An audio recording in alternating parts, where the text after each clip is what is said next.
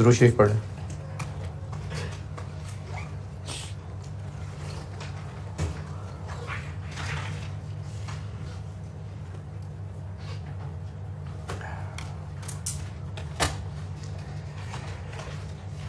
Direct method का एक सवाल और कराता हूँ,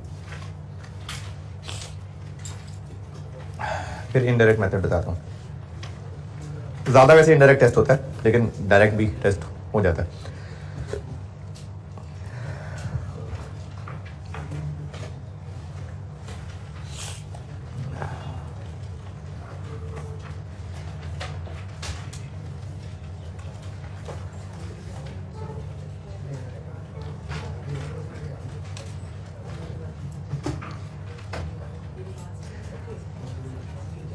क्वेश्चन नंबर 15, क्वेश्चन नंबर 15।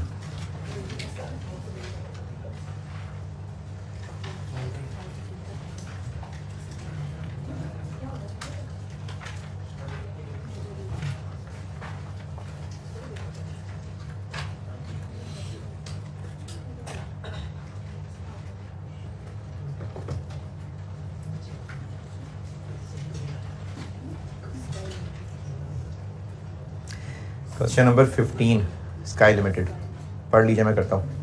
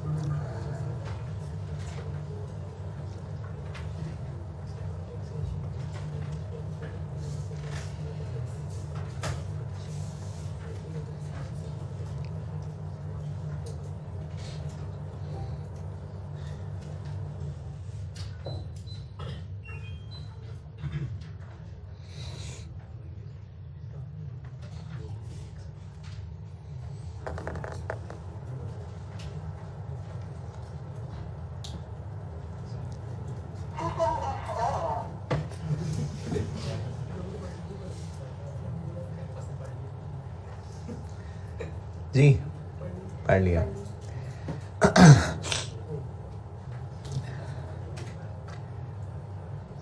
अच्छा, मैंने तो कहा था कि 2 बैलेंस शीट्स दी होंगी, ये तो एक भी नहीं दी हुई है।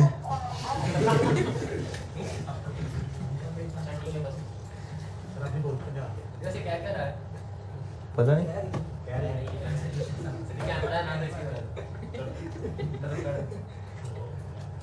इसमें तो एक भी बैलेंस शीट नहीं है भाई, है। मैंने तो कहा था 2 बैलेंस शीट होंगे, तो एक भी नहीं है।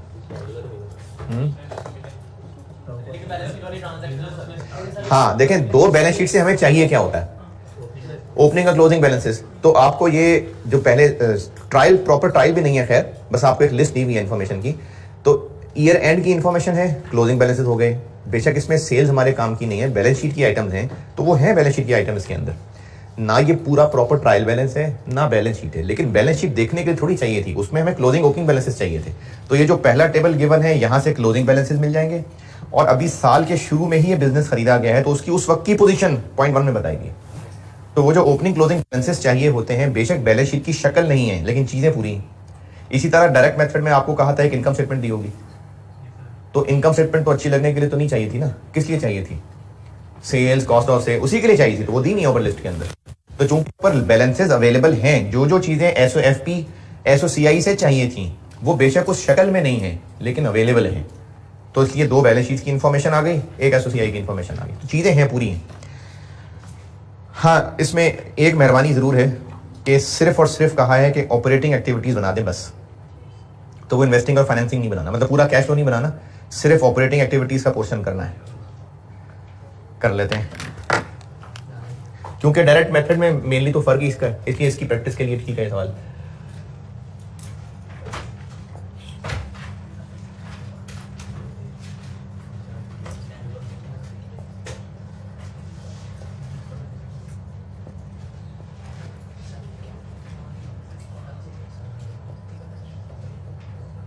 क्योंकि हेडिंग की जरूरत नहीं है, नीचे लिख लूँगा। फॉर द ईयर एंडेड है June 30, 2014, cash flow from operating activities.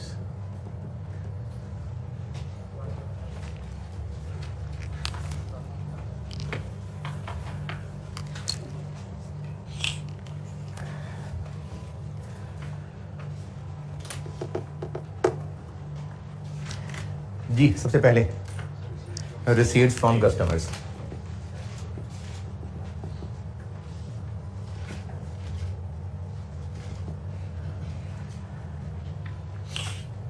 Receipts from customers,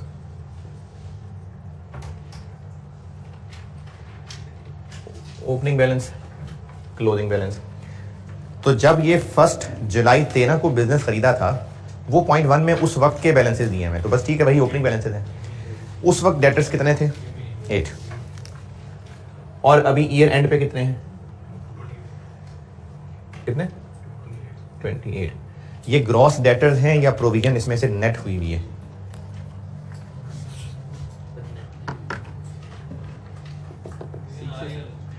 तो फिर ये ग्रॉस हुए कि नेट? ये ग्रॉस है, क्योंकि प्रोविजन का अलहदा से क्रेडिट बैलेंस दिया हुआ है। ये जो पहला टेबल है, ये बैलेंस शीट का फॉर्मेट नहीं है, चीजें पूरी हैं, लेकिन डेटर्स का डेबिट बैलेंस अलहदा से दिया हुआ है और प्रोविजन फॉर डाउटफुल डेट्स का अलहदा से क्रेडिट बैलेंस दिया हुआ है। तो ये जो 28 डेटर्स दिए हुए हैं, ट्रेड रिसीवेबल डेटर एक ही बात है, तो ये नेट हुए प्रोविजन से, यही ग्रॉस है, बस ठीक है, यही चाहिए थे। नेट होते तो फिर अलहदा से वो प्रोविजन का बैलेंस नजर ना आ रहा होता। तो ये ग्रॉस है, ठीक है, ग्रॉस चाहिए थे। और क्या आता है इसमें? सेल्स। सेल्स कितनी है? 72। राइट ऑफ है 172। राइट ऑफ है, पता नहीं, चेक करते हैं। प्रोविजन फॉर डाउटफुल डेट्स, इसमें क्या क्या आता है? इसमें आता है इधर बीडी, इधर आता है सीडी, इधर राइट ऑफ और इधर एक्सपेंस। क्या क्या पता है सवाल में? क्या क्या पता है जी?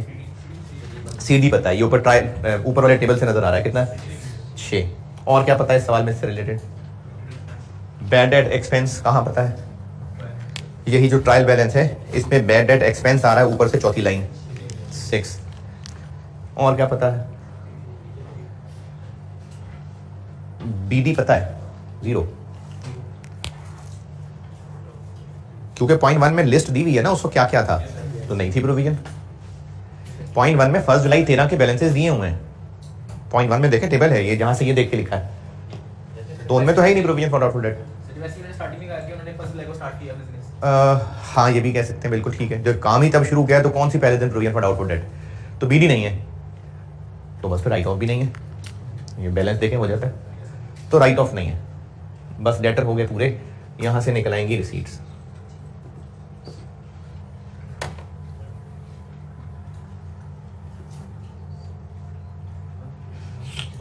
$152, ये हो गए रिसीट फ्रॉम कस्टमर्स।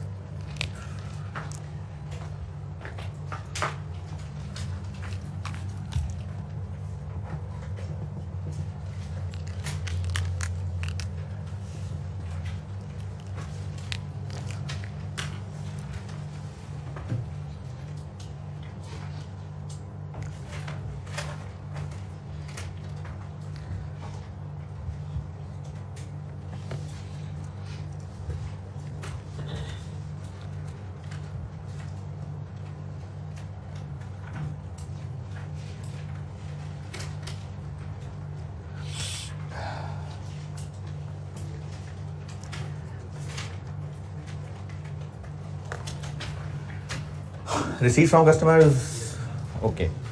और क्या आता है?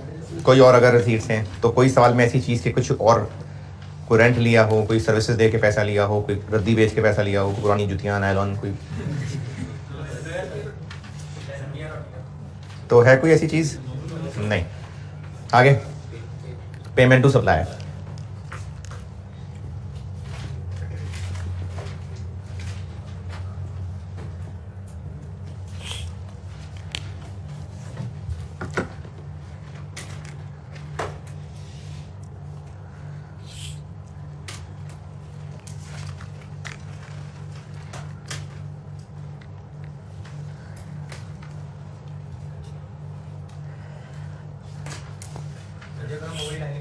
देंगे, मतलब कोई फर्क नहीं ना पड़ेगा। वो वाली लाइन कौन थी? अदर सीट्स लिख के, हाँ कोई बात नहीं, लिख दें।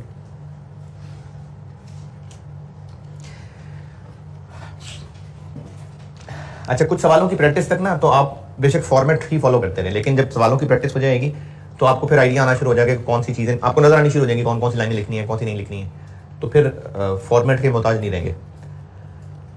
सप्लायर्स के लिए 2 वर्किंग्स चाहिए, कॉस्ट ऑफ सेल से परचेजेस निकालनी पड़ेंगी और क्रेडिटर से फिर पेमेंट्स निकलेंगी। जब बिजनेस खरीदा उस वक्त कितनी इन्वेंट्री मौजूद थी, अब साल के एंड पे कितनी है? 10। कॉस्ट ऑफ सेल्स, इसमें डेप्रिसिएशन की तो मिलावट नहीं है, नहीं होती कोई तो बता देते, तो नहीं है। कितनी? 80, तो यहां से निकलेंगी परचेजेस 86, ये आएंगी यहां पर। क्रेडिटर्स उस दिन कितने मौजूद थे, साल के एंड पे कितने मौजूद हैं? 20। इसमें कोई इंटरेस्ट पेबल की मिलावट तो नहीं है?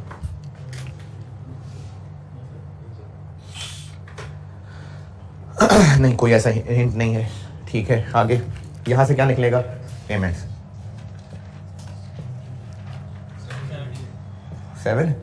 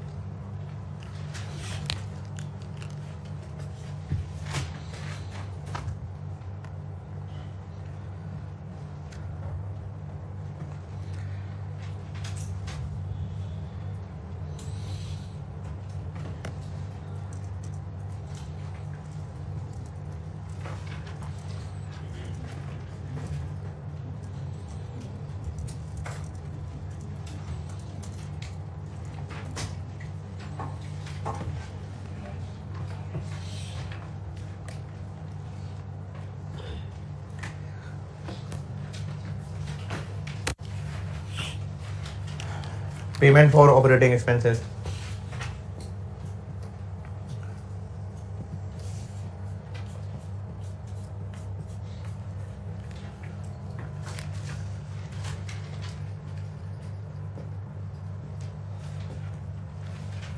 Opening prepaid, opening accrued, closing prepaid, closing accrued.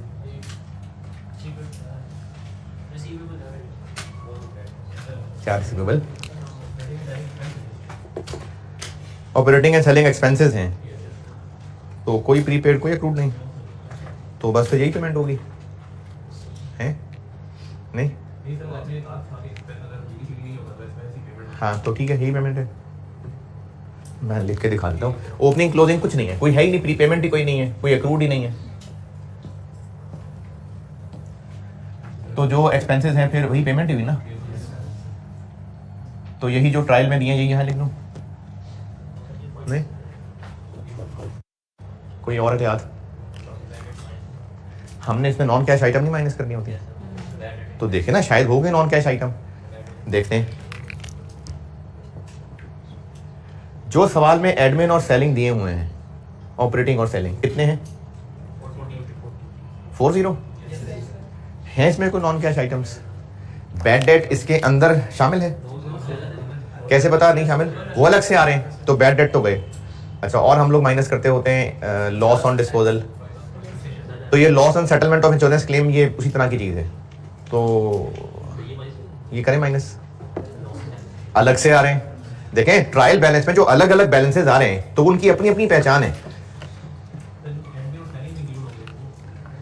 Operating and selling expenses 40 हैं, क्या बैड डेट एक्सपेंस इस 40 में शामिल है? कैसे पता? क्योंकि अलग आ रहा है। इसी तरह से loss on settlement of insurance claim, ये भी लॉस ऑन डिस्पोजल ही है तकरीबन, ये भी चूंकि अलग से आ रहा है तो ये भी नहीं शामिल इसमें, कुछ भी नहीं, पक्की बात। कुछ तो होगा यार, इतना पूछ रहा हूं, कुछ तो होगा। है क्या कैपिटल एक्सपेंडिचर? कुछ तो होगा यार, अपनी जिंदगी का इतना हिस्सा लगाया यार आपने। डेप्रिसिएशन, डेप्रिसिएशन अलग से आ रही है कहीं? तो बस इसी में ही होगी। ट्रायल में कहीं अलग से डेप्रिसिएशन अपीयर हो रही है तो फिर होगी इसमें। अच्छा क्या पता डेप्रिसिएशन ही ना हो, पीपी है तो फिर डेप्रिसिएशन कैसे नहीं होगी? तो पीपीई को खोल के देखना पड़ेगा, होगी कहीं ना कहीं डेप्रिसिएशन, क्योंकि आपको इस पहले वाले टेबल के बिल्कुल लास्ट के अंदर पीपीई की डब्ल्यूडीवी दी हुई है, तो होगी कहीं ना कहीं डेप्रिसिएशन। बना लेते हैं पीपीई।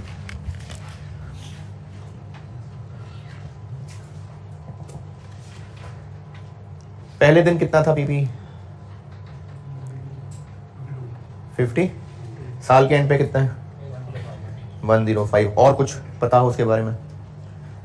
और सवाल में इसके बारे में कुछ पता हो? कोई और चीज जो इससे related? Capital expenditure, capital expenditure कहते हैं जो हमने मजीद एसेट खरीदा होता है, कैपिटलाइज किया होता है, तो एडिशन है ये। कितना है? 70। और कुछ पीपी से रिलेटेड चीज? पॉइंट नंबर 3, एक गाड़ी थी जो एक्सीडेंट में हो गई डिस्ट्रॉय। इसकी उस वक्त कॉस्ट 5 मिलियन थी, बुक वैल्यू 4 मिलियन थी, यानी 4 मिलियन बुक वैल्यू वाली गाड़ी डिस्ट्रॉय हो गई, और उसके बदले कुछ ना कुछ इंश्योरेंस से पैसे मिले होंगे, तभी कहीं पर कोई लॉस ऑन इंश्योरेंस क्लेम आया है। ये ऐसा ही है जैसे गाड़ी बेच दी, टूटी फूटी गाड़ी किसी को बेच दी और इंश्योरेंस से पैसे ले लिए। ये बात फिर सुनिए, loss on settlement of insurance claim हुआ ये होगा कि एक गाड़ी हुई होगी डिस्ट्रॉय, अब वो टूटी फूटी गाड़ी इंश्योरेंस वालों के हवाले की और इंश्योरेंस से उसके पैसे मिले, लेकिन वो थोड़े पैसे मिले तो उस पर हुआ लॉस। ये ऐसे ही है जैसे हमने टूटी फूटी गाड़ी किसी को बेच दी तो डिस्पोजल, तो 4 मिलियन बुक वैल्यू वाला एसेट डिस्पोज हुआ है तो यहां डिस्पोजल आ जाएगा।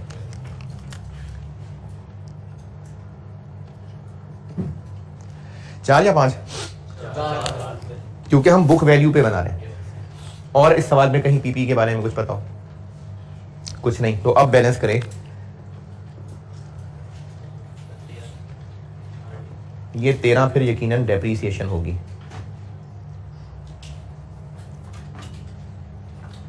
ये इसमें शामिल थी, ये निकाल लेते हैं।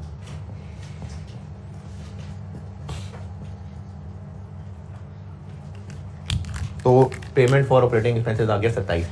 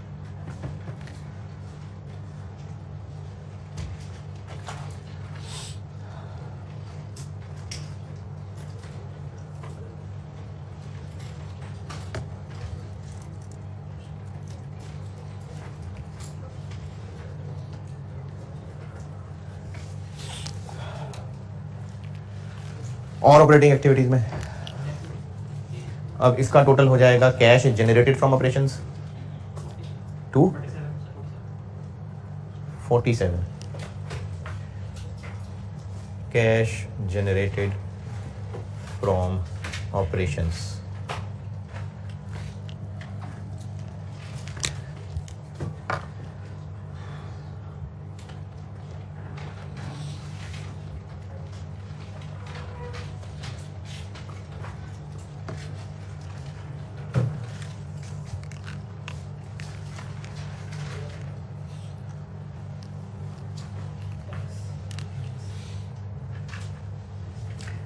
टैक्स पेड,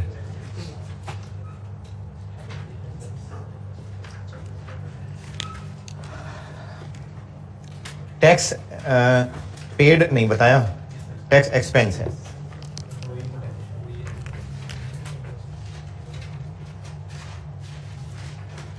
साल के शुरू में टैक्स पेबल कोई नहीं था, साल के एंड पे टैक्स पेबल कितना है? 1। टैक्स एक्सपेंस कितना है? 15। तो टैक्स पेड कितना निकल आएगा?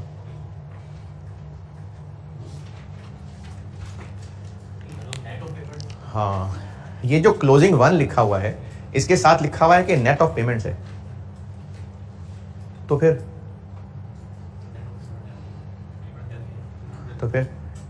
सीडी क्या होता है? दोबारा सुने, सीडी बैलेंस 1 मिलियन है, टैक्स पेएबल का सीडी बैलेंस 1 मिलियन है, पेमेंट हो जाने के बाद बचा हुआ है ये, तो नेट ऑफ पेमेंट ही होता है। सीडी बैलेंस पेएबल का नेट ऑफ पेमेंट ही होता है। नहीं समझ आ रही? इधर देखें, डेटर्स को सेल्स की पैसे मिल गए, अभी भी इतने पैसे मिलने बाकी हैं। जितने पैसे मिल गए ये उसको लेस करने के बाद की फिगर है या उससे पहले की फिगर है? डेटर से जितने रिसीट्स हुई उनको माइनस करने के बाद की ये फिगर है या रिसीट्स अभी माइनस नहीं हुई? नहीं, तो सीडी वही होता है जो पैसे मिलने के बाद बचा हुआ है। तो ये जो टैक्स पेएबल बचा रह गया, एक और तरीका से सुने, क्रेडिटर्स का ये सीडी बैलेंस है। क्रेडिटर से चीजें खरीदी, उनको पैसे दे दिए, पैसे देने के बाद अभी इतना पेएबल बाकी है, तो ये जो सीडी है ये पेमेंट्स के बाद है या से पहले? तो ये पेमेंट्स नेट करने के बाद है। हाँ, तो बाद में ही होता है, सीडी पेमेंट्स के बाद ही होता है। तो ये सिर्फ कंफ्यूज करने के लिए लिखा, तो सही लिखा हुआ है। Closing balance net of payments ही होता है भाई, तभी तो उसको क्लोजिंग बैलेंस कहते हैं। तो ये सिर्फ कंफ्यूज करने के लिए लिखा है, सीडी होता ही नेट ऑफ पेमेंट्स है। तो पेमेंट्स निकल आई 14।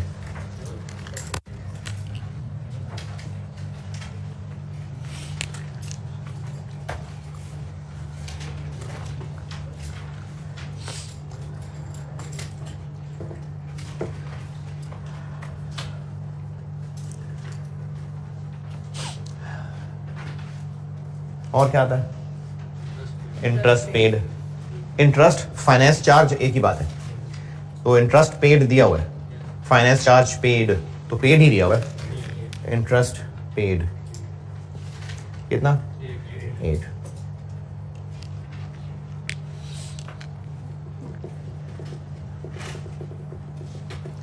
और क्या आता है? डिविडेंड रिसीव, इंटरेस्ट रिसीव्ड, है कुछ ऐसा? बस खत्म हो गया सवाल है।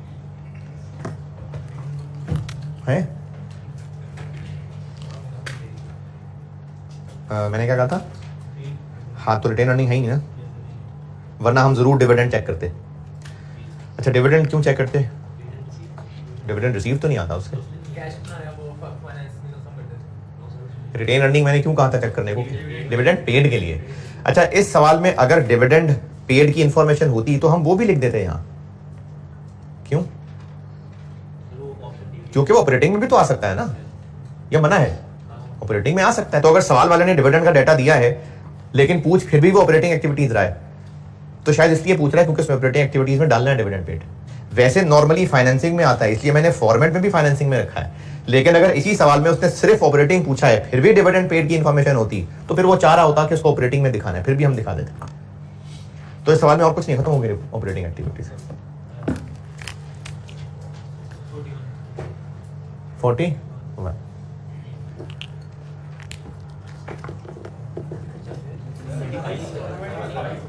वही, हाँ 41 कैसे? 25 41 कैसे वैसे? अच्छा अच्छा,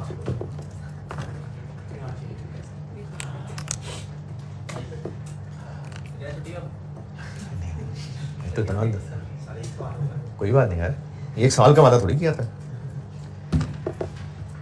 अभी तक कैश फ्लो में कोई बहुत मुश्किल काम तो नहीं हो रहा, बहुत मुश्किल काम, बिना मजदूरी ही है। सही है, ऐसे ही है। डायरेक्ट मेथड बस काफी है, इनडायरेक्ट मेथड पे आते हैं।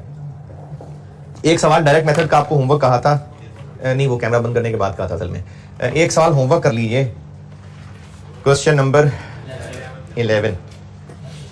क्वेश्चन नंबर 11 ये जो पिछली क्लास में सवाल किया था ना उससे काफी हद तक मिलता जुलता है। हाँ जी, इसमें 1-2 पॉइंट होंगे आपको तंग करने वाले, तो ठीक है कर लेंगे डिस्कस, लेकिन वो 2 पॉइंट ही होंगे, बाकी हो जाएगा आराम से। ये जो पिछली क्लास में सवाल किया था ना वो इसी को कॉपी करके बनाया हुआ था, बल्कि इससे भारी सवाल था वो, उसमें ज्यादा चीजें थी, इसमें कम है। 2 पॉइंट इसमें आपको मैं जो उम्मीद है कि मसला करेंगे, उसके अलावा बाकी हो जानी चाहिए। क्वेश्चन नंबर 11 बेटा जरूर करिएगा। डायरेक्ट मेथड बहुत है, इनडायरेक्ट मेथड पे आते हैं। अच्छा, अब इनडायरेक्ट मेथड में ना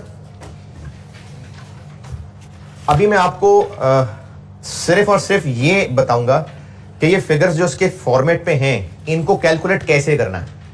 अभी फिलहाल क्यों का जवाब नहीं दूंगा कि ये क्यों है, सिर्फ पहले फॉर्मेट में आपको फिगर्स तक पहुंचाना बताऊंगा और उसकी प्रैक्टिस में 1-2 सवाल पहले कर लेंगे, यानी एक बार फिगर वर्क हो जाए फिर मैं आप उन क्यों की वजह जरूर बताऊंगा, क्योंकि एक तो नॉलेज के लिए भी बताऊंगा, हमेशा ही बताता हूं। एक दफा सवाल भी आ गया था 8 नंबर का कि ये सब क्यों हो रहा है, तो इसलिए वो क्यों इंपॉर्टेंट होगा जानना। वैसे मैं नॉलेज के लिए बताता तो उन्होंने 8 नंबर का सवाल ही पूछ लिया, तो लेकिन उस क्यों से पहले सिर्फ बगैर लॉजिक के सवाल 1-2 हाथ से गुजार लें, फिर क्यों बताऊंगा। पहले पेज पे आ जाए नोट्स में।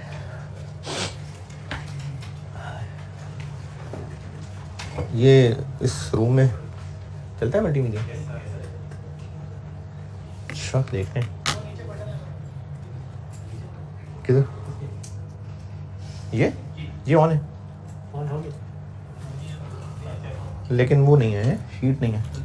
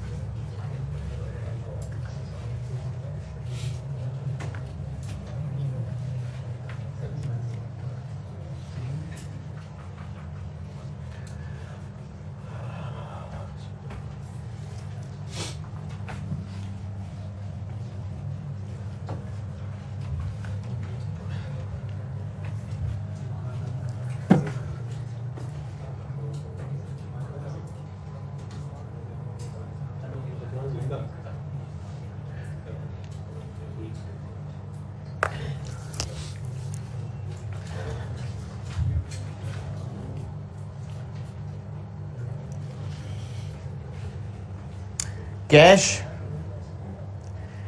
जनरेटेड फ्रॉम ऑपरेशंस से ऊपर 3 लाइनें थी, 4 लाइनें डायरेक्ट मेथड में, और उसको डायरेक्ट मेथड ही इसलिए कहते हैं क्योंकि उसमें सीधे सीधे रिसीट्स पेमेंट्स ही लिखी होती हैं। कौन सी स्टेटमेंट पढ़ रहे हैं?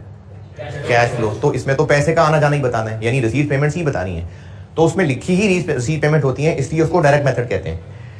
इसमें जैसे अभी इधर जो सवाल किया था उसमें कैश जनरेटेड फ्रॉम ऑपरेशंस कितना आ रहा था?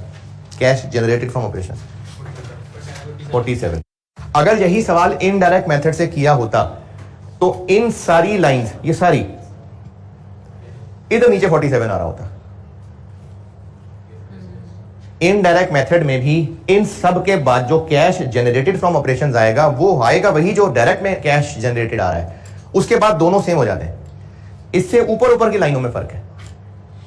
जो भी सवाल किया ना उसमें receipts from customers, other receipts, payment to supplier, payment for expenses, उसका आंसर कैश जनरेटेड था। वही 4 लाइनें टोटल ये आंसर दे रही थी, उनकी जगह ये सारी लाइनें लिखते हैं, इनका आंसर भी यही आ रहा होता है। अब ये जो इस वक्त यहां सामने चीजें लिखी हुई हैं इसमें आपको ऐसी चीजें भी नजर आएंगी जो कैश नहीं है। बैड डेट तो कैश नहीं होता, इसलिए इसको इनडायरेक्ट मेथड, कि कुछ और अजीब अजीब चीजें लिख के एंड फिर भी कैश निकल आता है, इनडायरेक्टली वहां तक पहुंच जाते हैं, इसलिए इसको इनडायरेक्ट मेथड कहते हैं। ये सब चीजें क्यों ऐड हो रही हैं, क्यों लेस हो रही हैं, ये क्या है, माइनस में क्यों है, प्लस में क्यों है, इसकी वजह नहीं है, अभी बताऊंगा बाद में। पहले 1-2 सवाल कराऊंगा। पहले अभी सिर्फ और सिर्फ इस फॉर्मेट में चीजें आपने कैसे फाइंड करनी है सिर्फ वो बता रहा हूं ताकि सवाल करने तक पहुंचा सकूं। बस वजह बताऊंगा लेकिन 1-2 सवालों के बाद। सबसे पहले यहां लिखना होता है प्रॉफिट बिफोर टैक्स। अगर सवाल में गिवन है तो ठीक है, नहीं तो कर लेंगे फाइंड। अच्छा एक बात हाँ और, इनडायरेक्ट मेथड में हम मोहताज नहीं हैं इनकम स्टेटमेंट के। इसमें आपको जो क्वेश्चन में चीजें गिवन होंगी वो बैलेंस शीट काफी है। 2 SFP गिवन होंगी, यानी करंट और कंपैरेटिव।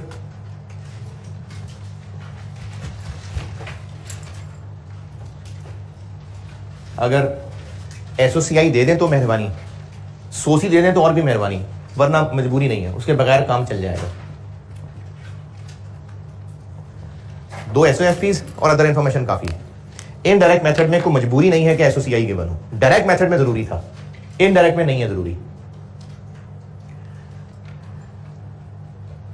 तो पीबीटी अगर तो गिवन है तो ठीक है लिख दें, नहीं गिवन तो कैसे ढूंढें? पीबीटी प्रॉफिट बिफोर टैक्स अगर सवाल में दिया है तो यहां लिख लेंगे, नहीं दिया तो कैसे ढूंढें? रिटेन अर्निंग्स का ओपनिंग क्लोजिंग निकलेगा, रिटेन अर्निंग का ओपनिंग क्लोजिंग होगा, वहां से डिविडेंड पैट निकलेगा, टैक्स पेबल का ओपनिंग क्लोजिंग होगा, वहां से टैक्स एक्सपेंस निकलेगा और फिर पीबीटी निकलेगा, जो बिल्कुल शुरू में कहीं नहीं, अगली क्लास में प्रैक्टिस की थी। तो पीबीटी अगर गिवन है तो ठीक है, नहीं तो फाइन कर लेंगे। डेप्रिसिएशन गिवन है तो ठीक है, नहीं तो जैसे अभी पीपी से फाइन किया वैसे फाइन करेंगे। लॉस ऑन डिस्पोजल, ये भी अदर इंफॉर्मेशन में गाइडेंस होगी। रीवैल्यूएशन लॉस गाइडेंस अवेलेबल होगी। इंटरेस्ट एक्सपेंस गिवन है तो सही है, नहीं तो इंटरेस्ट पेड बताया होगा वहां से निकलेगा। बैड डेट एक्सपेंस बताया हुआ है तो ठीक है, नहीं तो प्रोविजन फॉर डाउटफुल डेट का बीडी बताया होगा, सीडी बताया होगा, राइट ऑफ बताया होगा, वहां से निकाल लेंगे।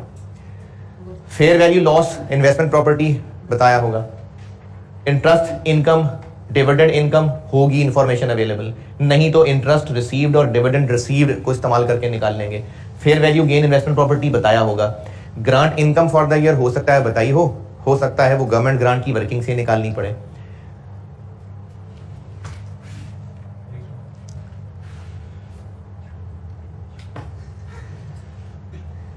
रिवैल्यूएशन लॉस रिवर्सल इंफॉर्मेशन होगी। Profit on sale of asset होगी इंफॉर्मेशन। इन सब को ऐड और इन सब को लेस करने के बाद जो आंसर आता है उसको कहते हैं operating profit before working capital changes. लेकिन अगर ये लाइन ना भी लिखें यानी अंग्रेजी ना भी लिखें तो कोई मसला नहीं, इन सब को प्लस माइनस करके ये आंसर निकाल लें, बेशक बेनाम रख दें उसको, कोई बात नहीं, लेकिन लिख देंगे नाम तो वो operating profit before working capital changes कहलाता है।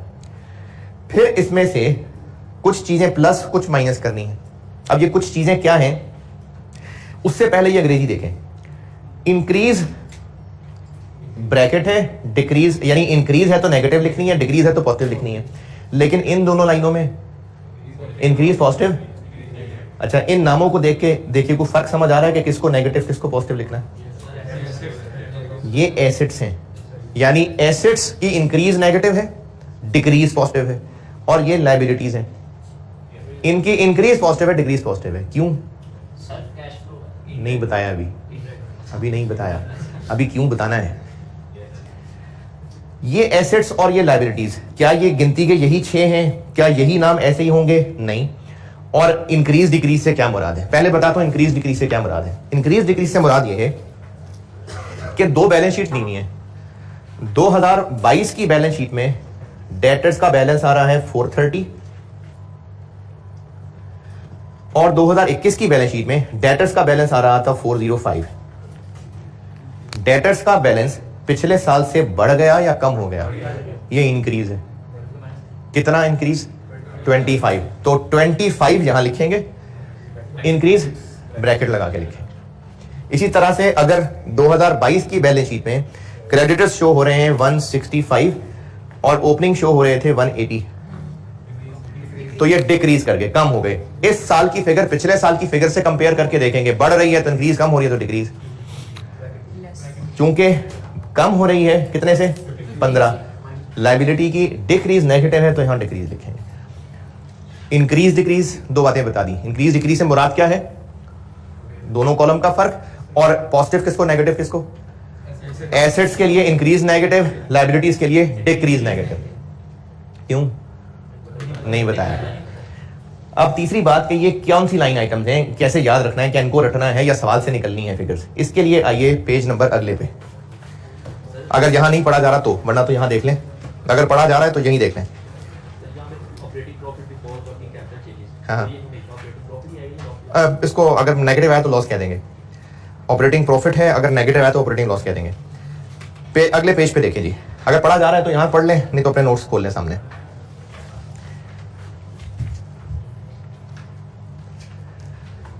ये देखते हैं पहले सवाल में, चूंकि 2 एसओएफपी होंगी तो उनमें करंट एसेट्स और करंट लायबिलिटीज आ रही होंगी। सवाल में जितनी भी करंट एसेट्स और करंट लायबिलिटीज की लाइन आइटम्स मौजूद हैं, ऑल सब में हमने यही इंक्रीज डिक्रीज दिखानी है। क्वेश्चन में जितनी भी करंट एसेट्स, जितनी भी करंट लायबिलिटीज आ रही हैं, उन सबको एक एक करके इंक्रीज डिक्रीज की शक्ल में लिखना है। क्वेश्चन में 2 एसओएफपी होंगे ना, तो उन दोनों एसओएफपी में करंट एसेट्स में भी लाइन आइटम्स आ रही होंगी, इन्वेंट्री होगी, डेटर्स होंगे, कैश एंड बैंक होगा, इंटरेस्ट रिसीवेबल आ रहा होगा, डिविडेंड रिसीवेबल आ रहा होगा, करंट लायबिलिटीज में बैंक ओवरड्राफ्ट हो सकता है, क्रेडिटर्स होंगे, इंटरेस्ट पेबल आ रहा होगा, एक्रूड एक्सपेंसेस आ रहे होंगे। तो जो भी करंट एसेट्स और करंट लायबिलिटीज सवाल में हैं, उन सब को एक एक करके वहां इंक्रीज डिक्रीज की शक्ल में लिखना है। और साइन का फैसला कैसे करना है? करंट एसेट्स लिख रहे होंगे जब, तो इंक्रीज नेगेटिव लगानी है, और जब करंट लायबिलिटीज लिख रहे होंगे तो डिक्रीज नेगेटिव लगानी है। लेकिन सब करंट एसेट्स करंट लायबिलिटीज को नहीं, इनके अलावा बाकी सबको, एक्सेप्ट फॉर फॉलोइंग, ये वहां होंगे तो इनकी इंक्रीज डिक्रीज नहीं दिखानी।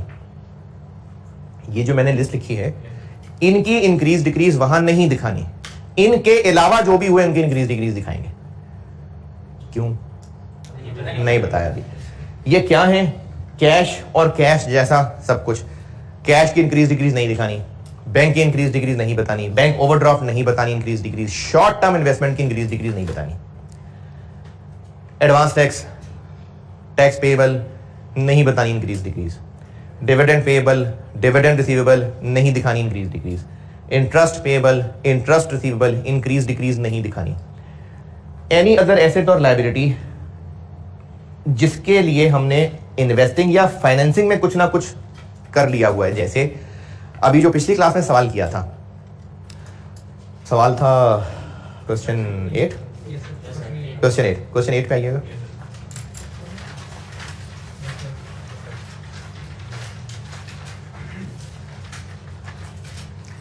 क्वेश्चन 8 में करंट लायबिलिटीज, वैसे तो नाम नहीं लिखा करंट लायबिलिटीज, लेकिन आपको देख के अंदाजा हो जाएगा। करंट लायबिलिटीज में एक करंट पोर्शन ऑफ लोन आ रहा है क्वेश्चन 8 में, और ऊपर भी एक लोन आ रहा है। बेशक सवाल में नॉन करंट करंट की तमीज नहीं की हुई, लेकिन आपको अंदाजा हो रहा है जो ऊपर लोन लिखा हुआ है वो नॉन करंट में आ रहा होगा, और ये जो उसी का टुकड़ा नीचे करंट पोर्शन लिखा हुआ है ये करंट लायबिलिटीज में आ रहा होगा। तो ये जो करंट पोर्शन लिखा है इसका क्या इस्तेमाल किया था? इसको जब हमने लोन नया या पुराना वर्किंग की थी बिल्कुल आखिर में, इसको वहां कर लिया था इस्तेमाल। करंट पोर्शन का जो बीडीसीडी है इसको सबसे आखिरी देखिएगा वर्किंग में किया था इस्तेमाल, दोनों बीडी दोनों सीडी लिख लिए थे। तो चूंकि इसको वहां यूज कर लिया था इसलिए इसकी इंक्रीज डिक्रीज नहीं दिखानी ऑपरेटिंग में। ये बात दोबारा सुने, ये जो मैंने 5 लाइन आइटम लिखी हैं इनके अलावा बाकी जो भी करंट एसेट करंट लायबिलिटी सवाल में मौजूद है, पीछे रह क्या गया है? वही 4-5 ही रह गए। डेटर होगा, प्री पेमेंट्स होंगे, इन्वेंट्री होगी, क्रेडिटर्स होंगे, एक्रूड एक्सपेंसेस होंगे, वही होंगे। उनकी इंक्रीज डिक्रीज दिखानी है। सवाल में हो सकता है उनके अलावा भी कोई और नाम हो, उनकी भी इंक्रीज डिक्रीज दिखा दें। बस वो 5 नाम याद रखने की बजाय ये 5 नाम याद रखते हैं। ये अगर सवाल में करंट एसेट्स करंट लायबिलिटीज में आ रहे हैं तो इनकी इंक्रीज डिक्रीज नहीं शो करनी। कैश इक्विवेलेंट्स वाली चीजें, advance tax payable, dividend payable, dividend receivable, interest payable, interest receivable, और करंट एसेट्स और करंट लायबिलिटीज में वो लाइन आइटम्स जिनको आप वर्किंग्स में यूज कर चुके, या तो इन्वेस्टिंग एक्टिविटीज की या फाइनेंसिंग एक्टिविटीज की। देखो शॉर्ट टर्म इन्वेस्टमेंट तो इसकी वजह से नहीं आएगी। शॉर्ट टर्म इन्वेस्टमेंट तो कैश इक्विवेलेंट है ना, तो वो नहीं लिखनी, वो इंक्रीज डिक्रीज नहीं लिखनी उसकी। लेकिन वैसे भी अगर वर्ड इन्वेस्टमेंट है वो भी हम इन्वेस्टिंग एक्टिविटीज में दिखा देंगे, तो वो भी नहीं लिखना। करंट एसेट्स करंट लायबिलिटीज में ऐसी चीजें जिनको हम इन्वेस्टिंग या फाइनेंसिंग में कर चुके हैं कहीं ना कहीं इस्तेमाल, उनकी भी इंक्रीज डिक्रीज नहीं दिखानी। तो सारे करंट एसेट्स सारी करंट लायबिलिटीज की इनके अलावा इंक्रीज डिक्रीज आ जाएगी इस पोर्शन में।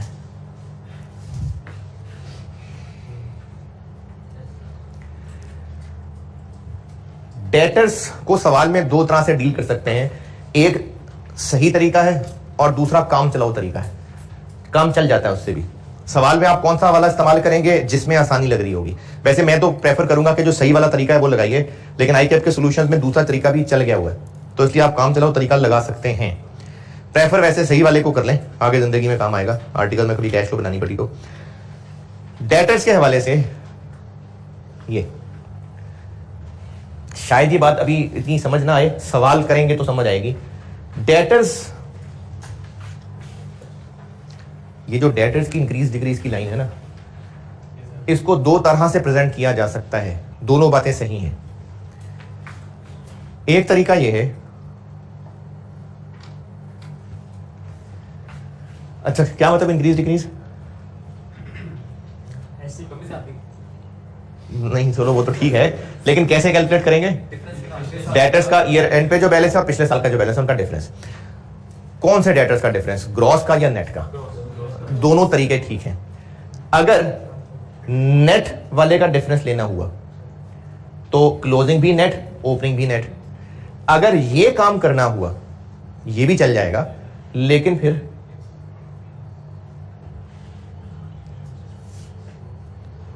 पढ़ा जा रहा है?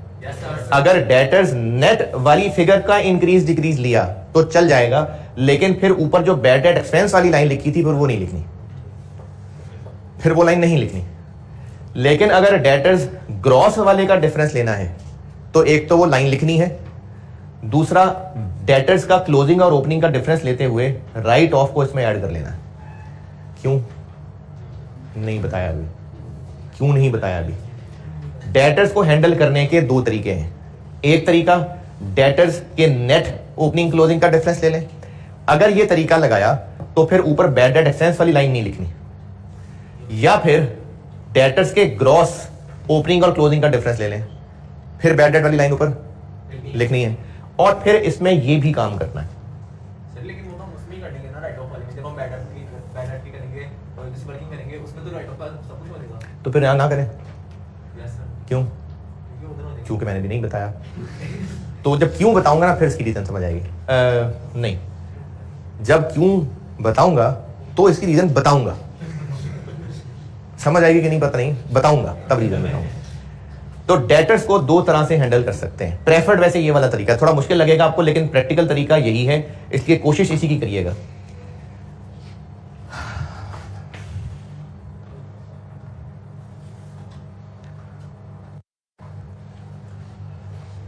ये पढ़ा जा रहा है, ये बोर्ड में जो लिखा है।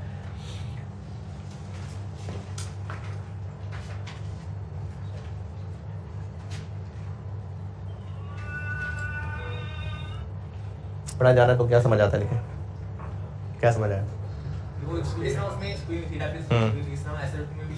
हमने जब इंक्रीज डिक्रीज करनी है तो इन आइटम्स की इंक्रीज डिक्रीज नहीं करनी, ये ममनू आइटम्स हैं।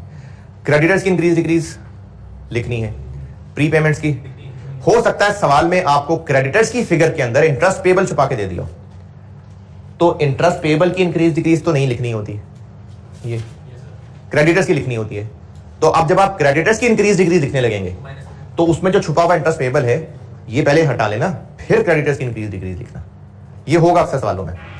इसी तरह प्री पेमेंट्स के अंदर हो सकता है इसने एडवांस टैक्स छुपा के दिया हो, तो हमने टैक्स की तो नहीं बतानी इंक्रीज डिक्रीज, प्री पेमेंट्स की बतानी, एडवांस टैक्स की नहीं बतानी। तो वो जो बैलेंस शीट में प्री पेमेंट्स में एडवांस टैक्स छुपा हुआ है वो निकाल लेंगे, बाकी की फिर इंक्रीज डिक्रीज लेंगे।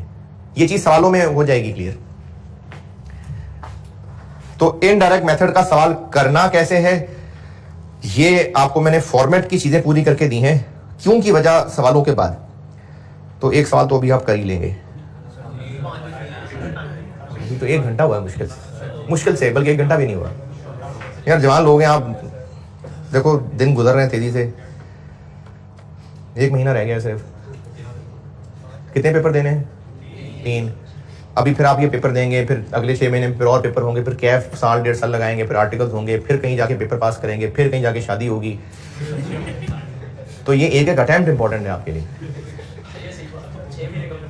6 महीने का फर्क पड़ता है। देखें आप अपनी क्वालिफिकेशन 6 महीने लेट करें, शादी 6 महीने लेट, चलो शादी तो उसके अलावा भी हो सकती है, लेकिन अगर क्वालिफिकेशन 6 महीने लेट हो गई, क्वालिफिकेशन 6 महीने लेट हो गई, तो जो कमाई क्वालिफिकेशन के बाद होनी थी वो 6 महीने लेट हो जाएगी। अब उनको इंटू 6 करके देख लें, तो एक सवाल और कर लेते हैं।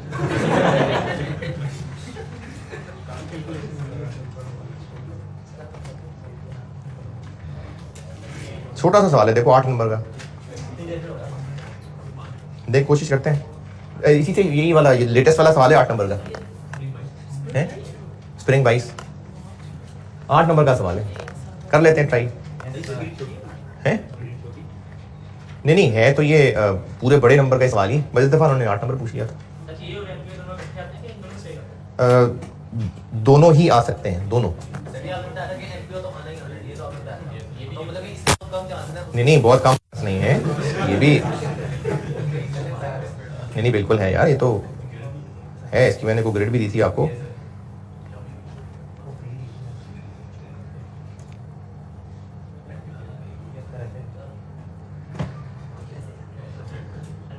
ये non profit organisation cash flow है तो ये एक ही ग्रिड में, लेकिन ग्रिड बहुत बड़ा है ना, तो इसलिए ये जो पांचों लिखे हुए पांचों इंपॉर्टेंट है। जी जी क्या हुआ, रेशियो क्या करवाया वो, ये रेशियोज ये है, ईपीएस ये है, दोनों सवाल आएंगे। चैप्टर ये 2 रहते हैं, और ये जो है ना ये आपने रटे लगाने, मैं आपको इसमें से चीजें मार्क करवा दूंगा, ये आपके रटे लगाने वाला एमसीक्यूज में आता है ये वाला।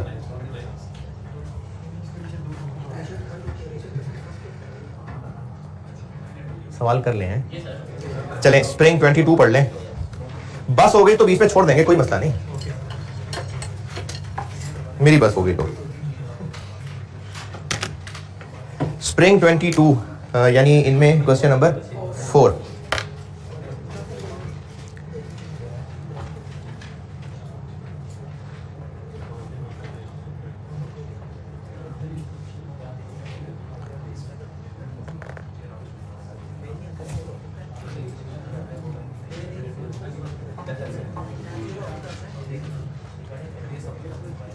है हो सकता है, कोई बात नहीं यार, पढ़ लें।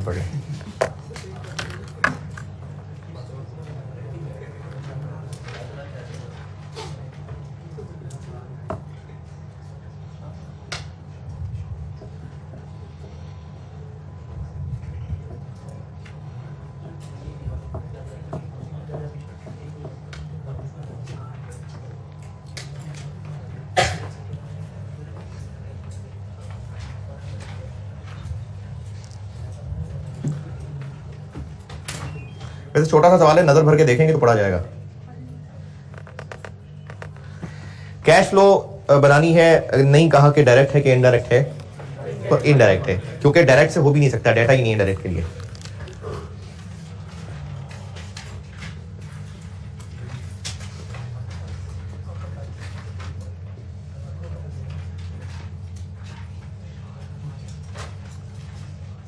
क्या है for the year ended,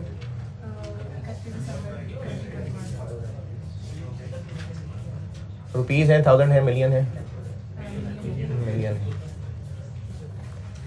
cash flow from operating activities, सबसे पहले प्रॉफिट बिफोर टैक्स गिवन है या फाइन करना पड़ेगा, फाइन करना पड़ेगा, कर लेते हैं। कैसे, रिटेन अर्निंग्स और टैक्स से। रिटेन अर्निंग्स का बीडी 33.8, रिटेन अर्निंग्स का सीडी 32.9, टैक्स पेएबल का BD, tax payable provision for tax एक ही बात है, टैक्स पेएबल का बीडी ऊपर बैलेंस शीट में तो नहीं नजर आ रहा, पॉइंट नंबर 3 में बताया हुआ है जी। .2 सीडी 0.1, टैक्स एक्सपेंस उल्टा बता दिया, अच्छा 1 है, 1 है, 1 टैक्स एक्सपेंस 2.4, तो टैक्स पेड आ जाएगा। वैसे तो टैक्स एक्सपेंस ही चाहिए था, लेकिन वर्किंग कर ही रहे हैं तो मैं पेड निकाल लिया।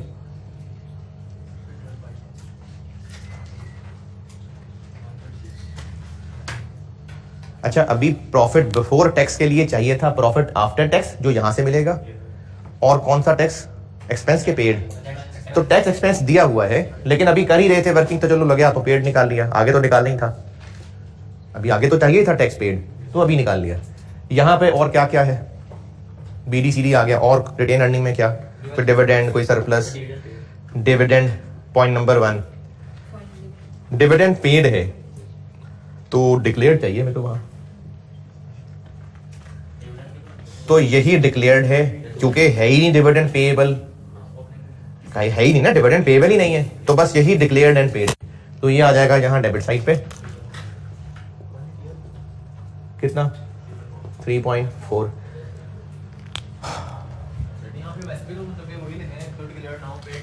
ना यार डिक्लेयर्ड लेते हैं, retain earnings debit dividend payable credit,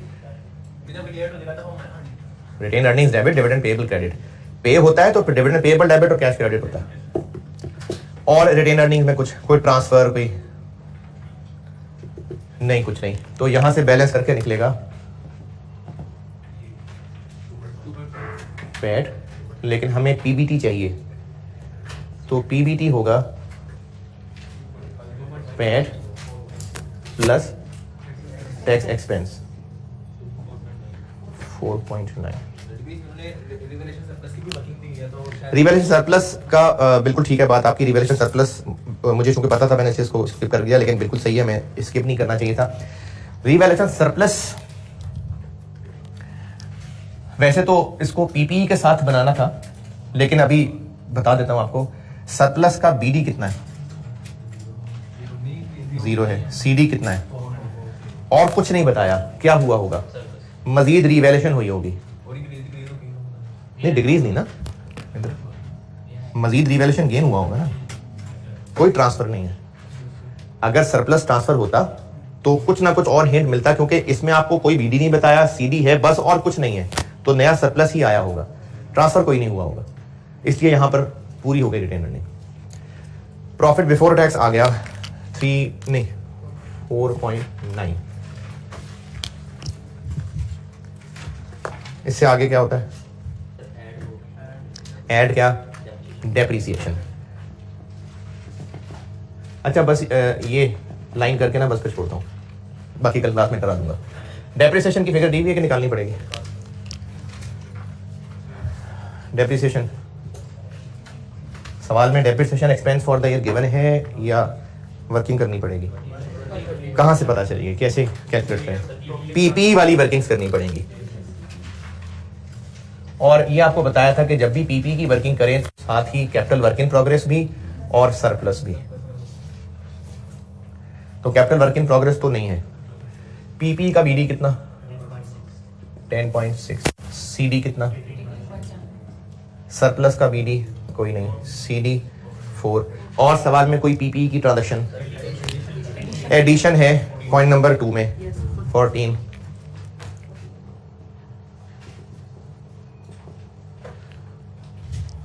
और पीपी की कोई ट्रांजैक्शन, पहले वो ट्रांजैक्शन तो देख लें कहीं कोई है तो, बस यही था और इसके अलावा कुछ नहीं है सवाल में। अब इसी से हिसाब किताब लगाते हैं क्या होगा। इससे क्या पता चल रहा है कि रिवैल्यूएशन अपवर्ड हुई होगी, गेन आया होगा, गेन कह दें, पीपी कह दें, ये यहां आएगा, और इसको बैलेंस करें तो यहां पर आ रहा है यकीनन डेप्रिसिएशन ही होगी 9.9। अच्छा ये ज्यादा नॉर्मल है कि डिस्पोजल हुआ होगा, ये ज्यादा नॉर्मल है कि डेप्रिसिएशन हुई होगी, फिर ये डेप्रिसिएशन ही होगी, ये चाहिए थी डेप्रिसिएशन।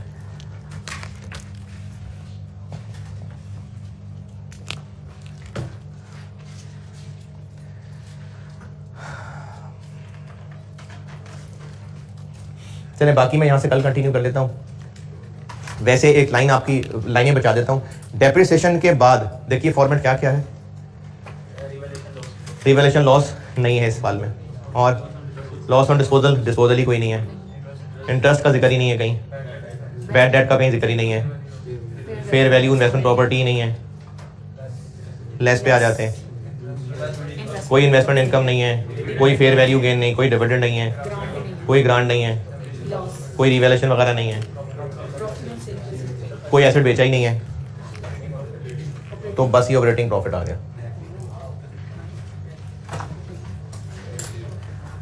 यहां से आगे इंशाल्लाह कल करते हैं।